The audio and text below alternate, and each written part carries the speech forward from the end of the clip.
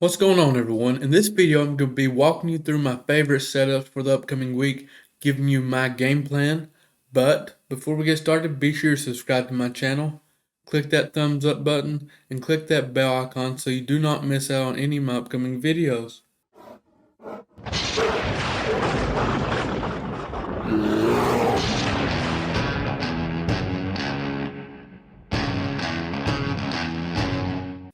First on the list is SPY, my favorite ETF to trade using options. I prefer it over any stock as well. So let's get right into kind of my thought process, how I'm going to handle different situations. I'm going to zoom in here on the daily time frame. As you can see, we have a clear gap on the daily here. So what I would like to see, I'd like to see is push back up to this newfound supply zone. We fell through demand. Technically, this should turn into a supply zone. And we have two resistance areas, one at 388 and one at 390. Now, we can treat these levels as a scalp. This 388 will be my first scalp area for a trade to the downside. Now, let's look at the bigger picture.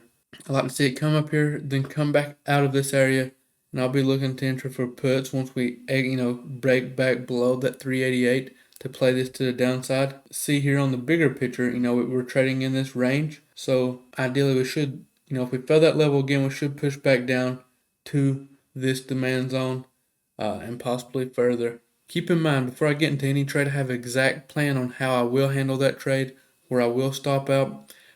Be sure you have the correct risk to reward ratio. You do not want to be, risking $1 to make $1. Okay, you want to be risking $1 to make $2, $3, $4. If that helps, simplify any. We have a similar setup here on AMD for all my small accounts, and this could possibly be a swing trade. If you like that sort of trade, me personally, I prefer day trade scalps. But in the right situation, I will take a nice swing trade, as a lot of you already know. Ideally, I like to see us push back up to the 69 area for puts to play it back down.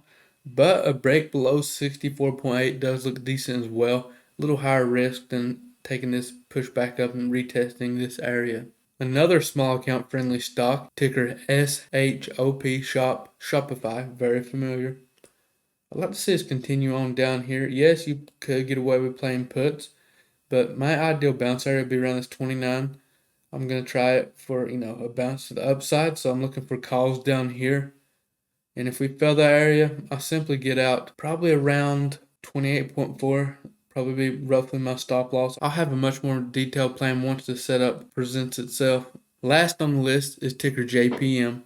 Now, I really like this 125 bounce area for calls. That's just going to be a day trade. The real trade, I feel, will be once we fall back below this, we do have quite a bit of room to the downside if you want to play that trade. Me personally, the setup I'm watching is this 125 bounce for a day trade. And if we fail it, and I see, a nice pullback for puts, I may potentially try it to the downside as well. I'll let you all know inside Team Bull. But that's all I have for this video. Try to take it easy this upcoming week. Do not feel like you have to trade. We are coming up on the holidays. Could be kind of a weird week. But that being said, I'll be trading live on Instagram every morning. Then after that, we'll head over to Team Bull, where I trade live every single day. Thousands of like-minded people there trading with me. I would love to have you come join us. If you would like to, I'll leave the link in the description, or you can go to grizzlytrades.com. Join us there. Appreciate you all for watching, and I will see you next time.